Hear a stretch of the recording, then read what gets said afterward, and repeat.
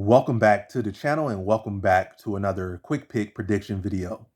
In this video, I'll be predicting the men's heavyweight, I'm gonna say men's heavyweight, the heavyweight bout between, no, the heavyweight bout for the, well, not heavyweight bout for the interim heavyweight title between Sergei Pavlovich versus Tom Aspinall. And how I feel about this one right here is I'm going, gotta go low confidence Tom Aspinall to beat Sergei Pavlovich.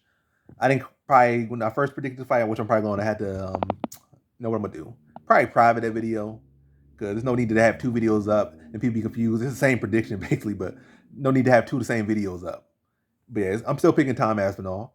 I forget how I picked him last time, but again, this is the new updated video, so there's no need to have two of them up here. There's no need to all want to put in caption updated like that. No need for that. But yeah. So if you know, you know. If you did it, you did it. But now you know. Same fighter been picked. I don't know if the prediction is exact same. I'm not even gonna go back to fact check, but yeah, Tom Aspinall was picked in that video, and I'm picking him still to this day. So yeah, Tom Aspinall low confidence to beat Sergei Pavlovich. I just think Tom Aspinall is the more rounded fighter, the more technical fighter.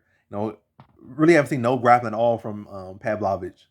And the one time he was on the ground was against or really was on the ground was against Overeem when he just got two there. He didn't show no real good wrestling defense. He didn't show no submission game. He didn't show nothing. So I'm not gonna act like Aspinall was the greatest grappler of all time, but Aspinall has clearly shown things. He's clearly shown working. He clearly got I forget what belt he is. I think he's supposed to be a black belt, but don't quote me there. But at least some recognition, some degree of technicality on the ground. Like he's solid enough there in that degree.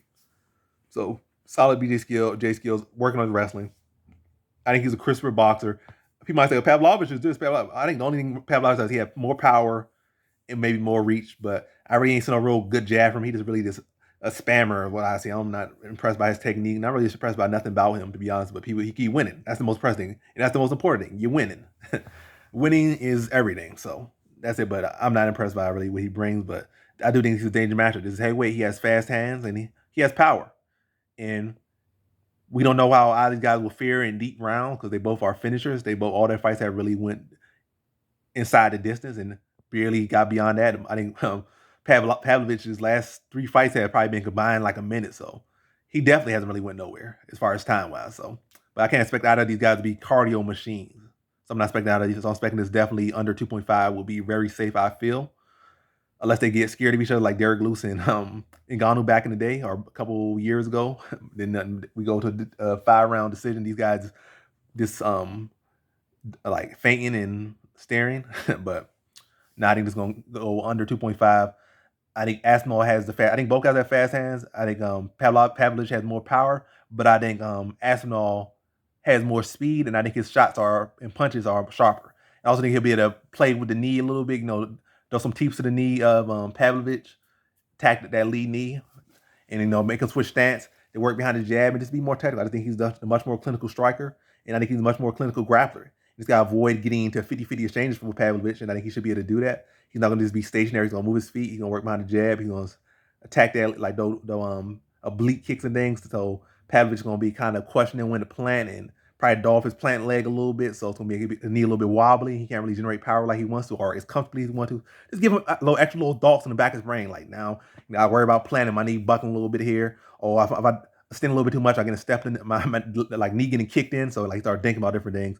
Then Pavlovich, not Pavlovich, but Aspinall starts playing off of that. Now you see him kind of, switching stance, kind of a little uncomfortable being in a stance that he does not want to be in and start throwing teeps to the body. Now it's not like he's John Jones, but he does try to do some of those John Jones-esque things. Now, he's nowhere near John Jones, but he does try to do a couple of things.